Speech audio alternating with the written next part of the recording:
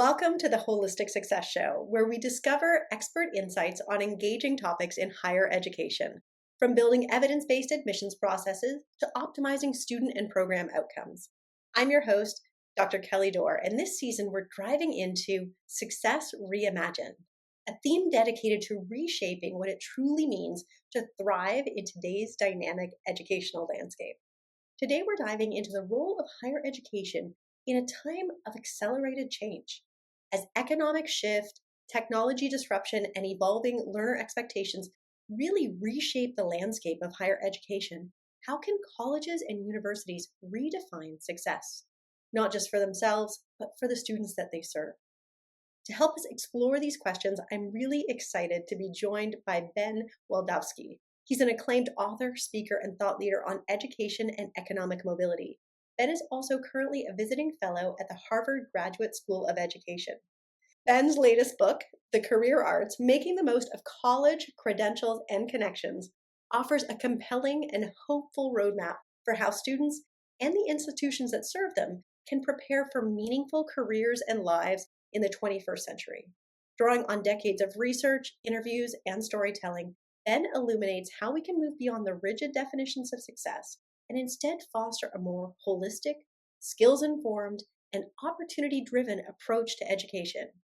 Ben, welcome. I am so thrilled that you are joining me today. Oh, well, thank you very much, Kelly, for having me. I'm delighted to be on the show. Perfect. Well, let's jump right in, Ben. Let's really start with the big picture. What does holistic success mean to you in the context of higher education today? And how is that vision evolving? I thought about this a lot as I was, I've been writing about higher education for years. And then, of course, I've done this recent book, The Career Arts. And I really have ended up boiling it down to a sort of three main factors that you have to put together to have what I think is a sort of holistic, mixture of the things that you're going to need for both educational and career success. And part of that involves getting away from what I think has sort of often been posed as a false choice between like get a degree or go out and do something really practical. Really, we have to get away from this either or choice to a both and.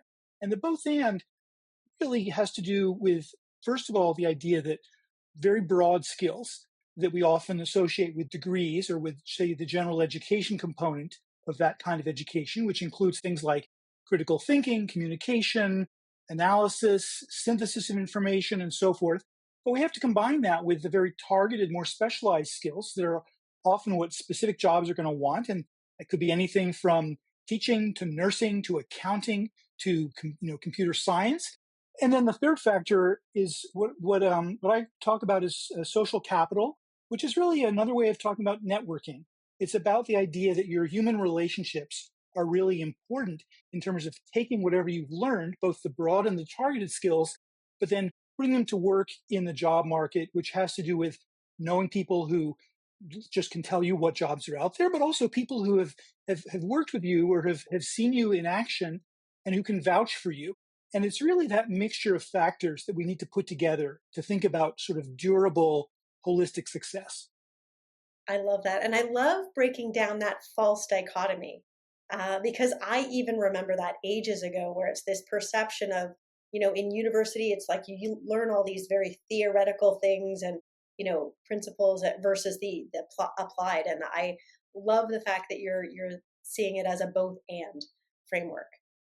Yeah, absolutely. I mean, I've often said, I think it's almost like you want to think about not just each of those elements individually, but you have to think about how they fit together, sort of like a balanced diet for a healthy career. You really need to have all those things working together. I think that is the picture of success for sure, is thinking about how you can bring all of that together.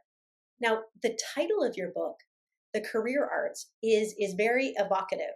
Tell me what it means and how, it's kind of mindset like institutions or students need to bring in what we would describe as a very shifting economy that we have right now.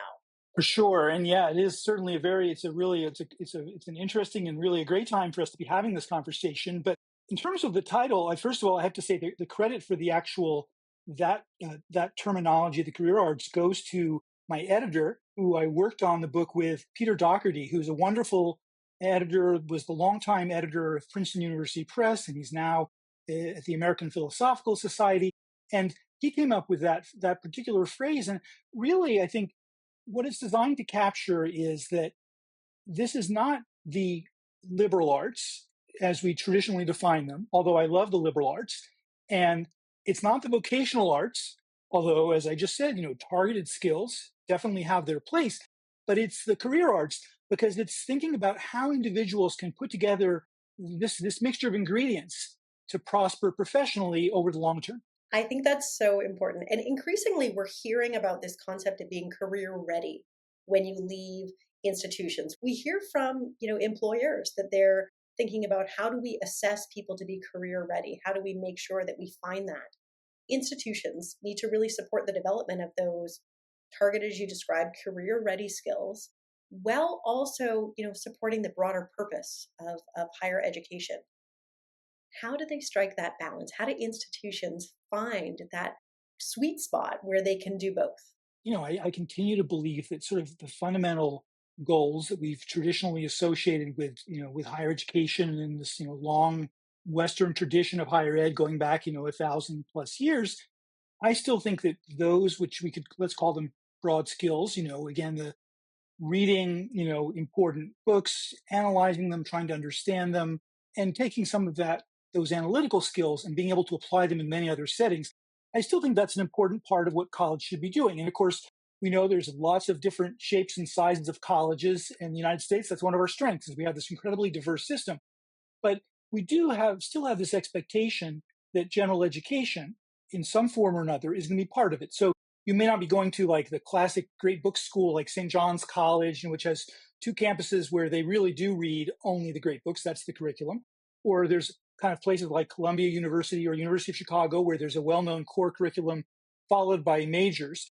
Or you just go to like most people in this country go to, state schools that are not incredibly selective, and they're often majoring in career-focused majors like education or accounting or computer science, nursing, but they're also often required to take some gen ed. And I think that's good. So I think we do have the structures in place to try to make sure that people are getting some experience with reading and with writing.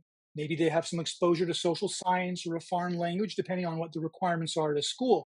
So what I think that colleges have to be doing, though, is probably being a little bit more purposeful about continuing. And I personally am a fan of the more rigorous core curriculum, but finding a balance of the broad and the more targeted in the academic setting. But there's just a lot of discussion now about the need for more experiential learning, which really can be defined in different ways. It can be the actual pedagogical approach that you take to a particular class, but it has to do with the idea that a lot of students are craving real world experience as part of their education. And of course, people have to work a lot of times to make money just to help pay for college. That's the reality. But we don't have to think about it as something like, well, we just have to hold our noses and do the work stuff just because that's the necessary thing financially. That can actually be really helpful if you're learning the sort of the general abilities that anybody gets, with showing up at a job or being an intern, knowing, sort of having to show up and get along with other people and do the things that you're assigned to do and try to show good results. Those are really important. And if you can even take it one step further and look at the kind of work that you're doing in college and find some way to apply some of those skills to trying out different jobs, whether it's for a pay job, a summer job, an internship. A lot of colleges are now trying to do that because I think there's some evidence from, I used to work at the Strata Education Foundation, and they've done a lot of surveys showing that student satisfaction and graduate satisfaction gets higher if people have a chance to do things like internships and get some work-based learning as part of their higher ed experience.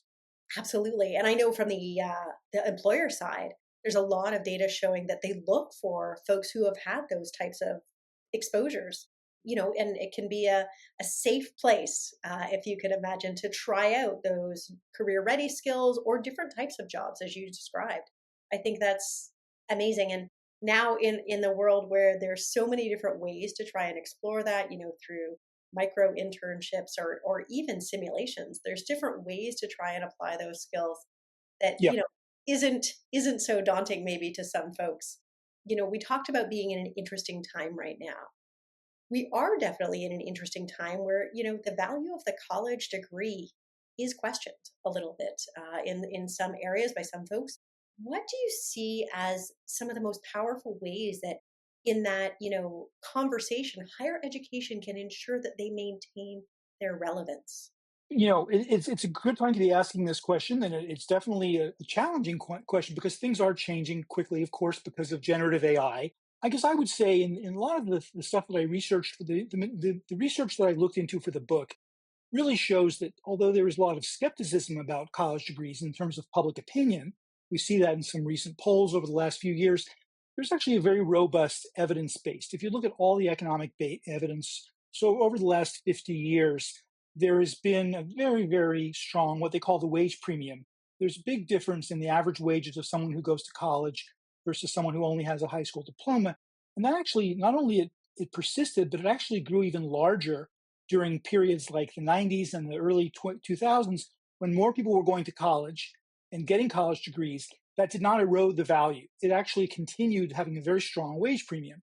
Then it has flattened out for the last 20 years. So that's part of the story. Like, I just think that part of what we have to do is just basically, for whatever reason, I think it probably has to do with some of these mixtures of the broad and the targeted skills we've talked about.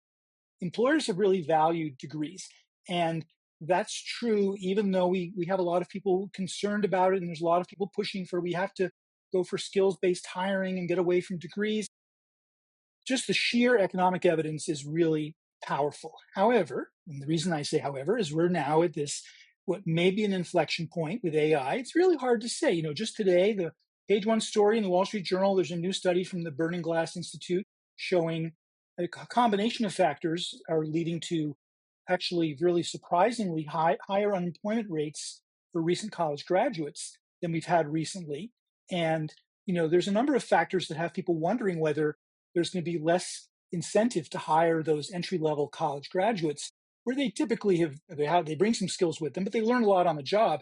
If AI can do some of those jobs, maybe you don't need to hire so many people. But I honestly think that it's understandable people are jumping to that conclusion. I think it's a little bit early. I think that although I'm not an academic, I do think that we need to wait and see how the data play out, and that may take a little time. It's also true that the fact that employers are cautious about hiring can be attributed to lots of reasons, including just general uncertainty about the economy. We have all kinds of big changes, including tariffs and things like that. Generally speaking, when employers are feeling less certain about the future, that's going to make them more cautious about hiring. Maybe that's stating the obvious, but I don't think that we can assume that that means in every case it's because AI is doing the job that was once done by an entry level person. So, not to go on about all the caveats, but I just think that we are unsure. However, and if I may, I'll just go into like why I'm certainly watching this carefully, and I obviously am concerned. I just recently tried to help a recent college graduate get an interview, and I know it's really a challenging environment. But if you think about it, a little more than 10 years ago, maybe 12, 14 years ago, around the same time that MOOCs were all the rage, massive open online courses, these massive open online courses.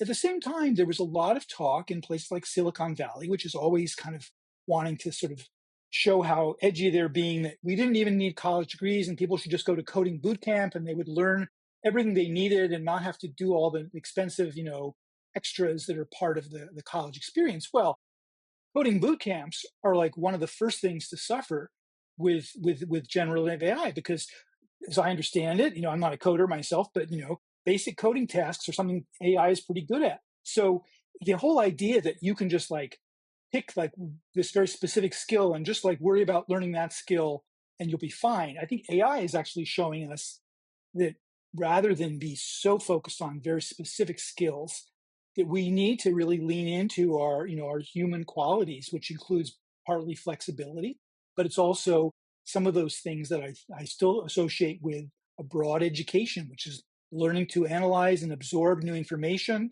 learning to pivot. It's maybe a little bit of a cliche, but learning how to learn. I think that's what we're all going to have to do. And if you look at somebody on my own podcast about a little more than a year ago, I interviewed this guy, Ethan Malik, who's a sort of AI guru. He's a professor at the Wharton School at the University of Pennsylvania. He wrote a wonderful book called Co-Intelligence, Living and Working with AI. And he talks a lot about how he certainly is a believer in the possibilities of AI, but he also sees some of the downsides. And he talks about how the human really has to be in charge. It has to do with, there's obviously this whole science of like giving better prompts and so forth, but really being very thoughtful about what kind of instructions you're giving. You have this really ingenious, kind of incredibly, infinitely hardworking technology, but it's going to respond to what you ask it. And even in some settings, you might want to show it a piece of, a draft of writing you've done, but ask it to respond from three different points of view to give you the best possible feedback. There's all kinds of ways in which really thoughtful use of AI is going to be the best of both worlds, because you're going to get the advantages of the tech, but you're also going to have that human intelligence influencing it. And I think all of those are things that I think are, my hope at least is that's going to make education and higher education more relevant over time and not less relevant. Absolutely. And I think, what you spoke about, I really agree with, sort of that breadth of experience that higher education brings. And I've always thought about it as, what higher education gives you to a degree is a unique lens on how to do a job, or the information that you're bringing in. And, that unique lens is filtered by your experiences, and, all of the different content that you're processing, and the skills that you have developed up until then. And it's that bringing together of people with multiple different unique lenses that is so important. And actually, there's very cool data that shows an AI model actually does better when it's with a team of people. So the AI model does better when it's informed by a human, as you just said, human led AI. And then when it's done by a team, it's even better. And so, how do we ensure that people have, as you say, not just this narrow scope of a boot camp or something, but that really true breadth of experience, bringing their true human lens to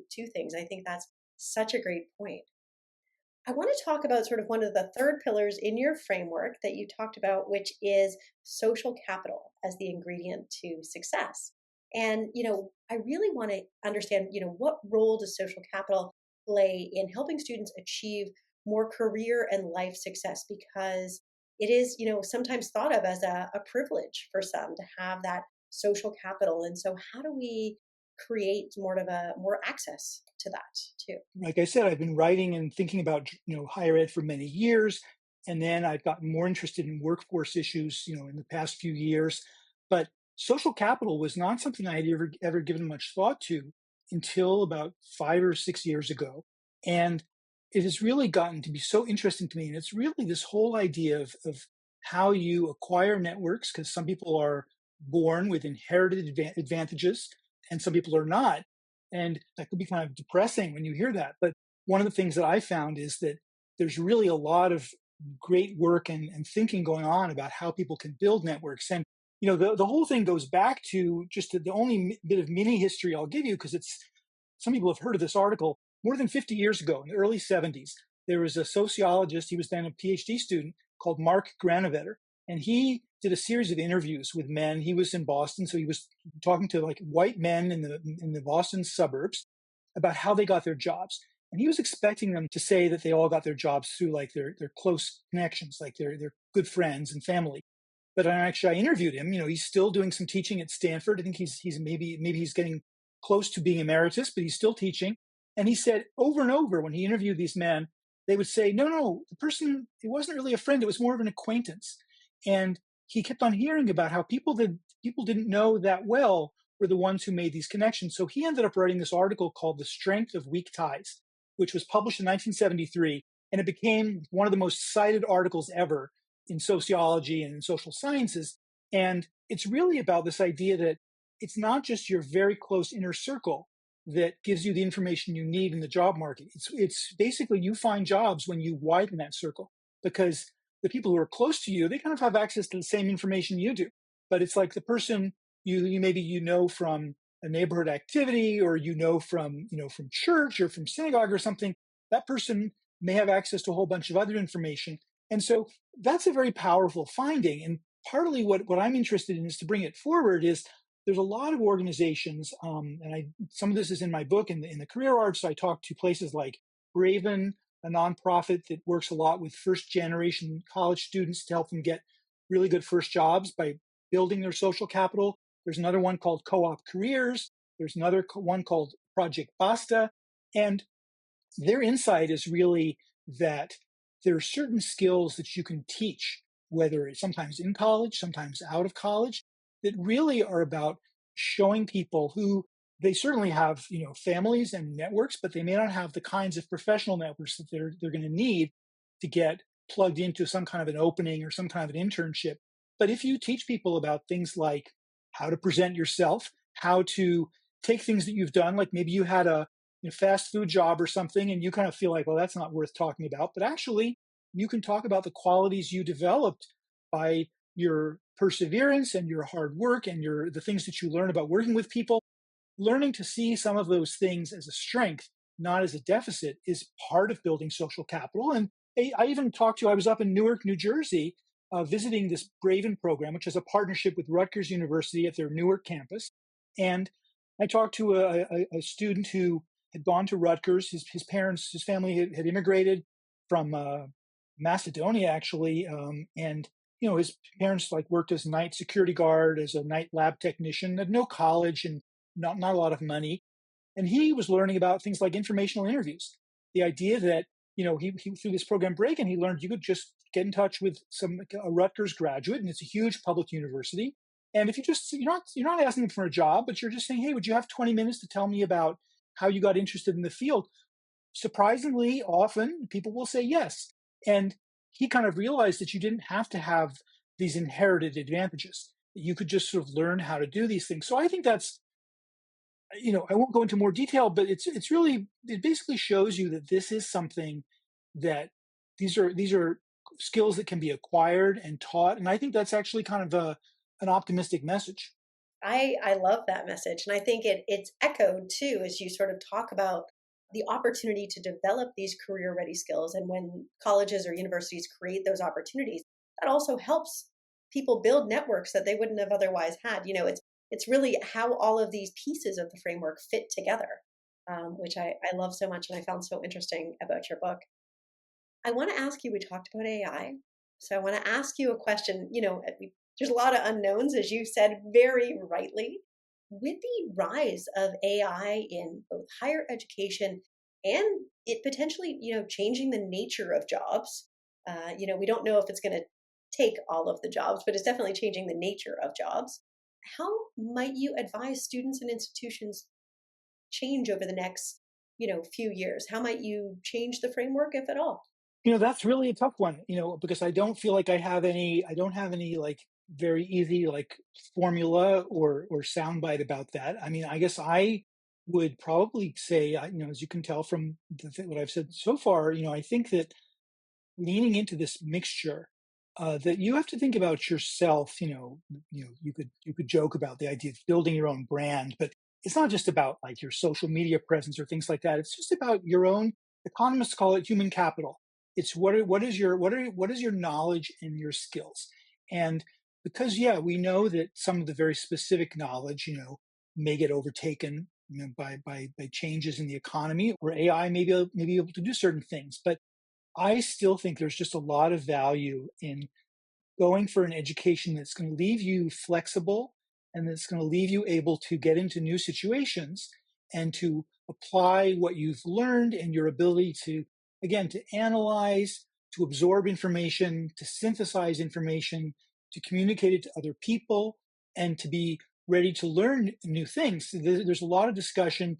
I'm actually doing a new project now where I'm looking at what different countries are doing in education to workforce. So I've been traveling to some other countries, and the whole idea of lifelong learning is really important. And I think that we're moving away from the idea that you sort of get your education all when you're young, and that it's kind of, there's a woman named Von Ton Quinlivan who runs Futuro Health in California. She says we have to stop thinking of it as an inoculation that's going to you're going to do it early on, and then that's going to carry you through the rest of your career. And instead, we have to think about it more like a booster shot, and that basically you're going to have to go back and learn more. And that's okay. We're still evolving in that direction. We're not there yet. We still have lots of very traditional institutions. This doesn't mean that degrees are going to go away. That's not my prediction, but I do think the idea that you want to have those skills that allow you to go back and learn something. Maybe you're going for a weekend course, maybe you're going for some online courses, but that you're going to have to refresh your skills. And, if there are more big dislocations in the economy, which I certainly cannot predict, you may have to make a real career pivot. But again, I think you're going to be going into that with a strong position. So I think going back to the real advice for individuals, I think is you are thinking about building your own human capital, and that's getting those broad abilities, getting some specific things. If you're studying law enforcement, or you're studying, I mean, obviously there's professional schools like law school, medical school, but a lot of the things that you're learning, you're going to be able to take away something from that, whether or not it keeps the exact form it does. But then going back to that, the third leg of the stool, the social capital is also really important, because I know a woman called Julia Freeland Fisher, who's at the Christensen Foundation, and they're very interested in innovation. And the late Clay Christensen had this phrase, disruptive innovation. But she's worried that the chatbots that some young people are finding it very easy to interact with may actually displace some human relationships, and we really need those human relationships, because even though it may be appealing, to obviously, I love personally, I love playing around with AI and with all that stuff, but you do need to be able to have relationships with people, to learn from them, to have them get to know you and see what you can do. And I think that's always going to be a part of the formula for making sure that your own skills are durable. Absolutely. I could not agree more. So, Ben, I want to ask you at the end of this, for educators or leaders who feel overwhelmed by the pace of change, because there is a lot of things changing, but really want to reimagine what success could look like for their students, where is a good place for them to start? What is a good first step that they can do if they want to, work in, maybe they work in a very traditional institution and they want to start? What is something they could do? I guess I think one of the things that is always worth doing is just sharing a lot of information about. Sometimes it might be something personal about your own career journey, but I think that one of the things I've really been struck by is a couple of colleges, again, that I mentioned in my book, in the career arts. They're not necessarily big and well-known places, but they were a very interesting example. There's a place called Point Loma Nazarene in university in San Diego. It's a small liberal arts institution. They have a lot of first generation students. They have certainly some parents, who I think are a little bit like unsure about whether they want to send their children to a place that's a liberal arts college. But they've actually taken their career services office and they've put it under the provost's office. And they're trying to really get faculty to understand that they don't have to necessarily, it's not that they have to change what they're teaching and somehow become job coaches or something, but that if you are teaching biology and you're able to tell people that, like, some people who graduated in biology in a sort of basic science have ended up working in the biotech industry, which is really big in San Diego. And it doesn't mean they're all being lab scientists. They might end up working in marketing or communications or something else. I think just telling people about those stories. And then there's another place, this is actually in Ohio, Kenyon College, a small liberal arts college. It's famous for things like studying creative, they have the Kenyon Review and they do creative writing, but they have created something called a major map, which someone actually compared it to those maps you have at the back of airline magazines that show you where all the routes are. They show you where all of the graduates of this very, very small, high quality liberal arts college, where do they end up going? Where do they work? I think just giving people that information. I mean, obviously, this is only one answer to many things we could say about your question, but I think exposure that, yeah, maybe you studied English or history, but you might end up working at the United Nations, or you might end up working at a startup in Silicon Valley. I think just showing students that there isn't necessarily this like one for one connection between, like, you majored in philosophy, so therefore you must be a professor. Well, it's like, no, maybe that ends up teaching you about certain kinds of ways of thinking that lead you into something completely different. And maybe it just makes you a really good employee in the business world. There's just lots of things that, and there's no reason young people should, they haven't been exposed to this, but I think it's the duty of adults, including instructors and educational leaders, to show them there's so many different pathways. But I do think they have to make sure that they're bringing something that they're going to contribute wherever they go, and that's where your education comes in.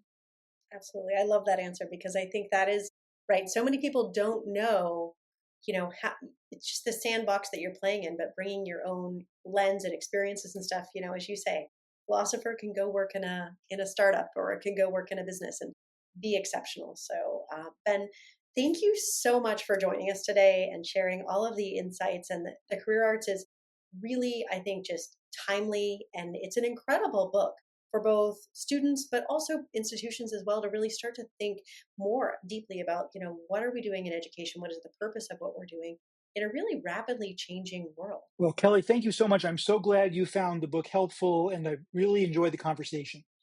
Absolutely. So, for all of you, make sure you go out and get your copy of The Career Arts. And if you enjoyed this conversation, please be sure and subscribe, and we'll see you all next time.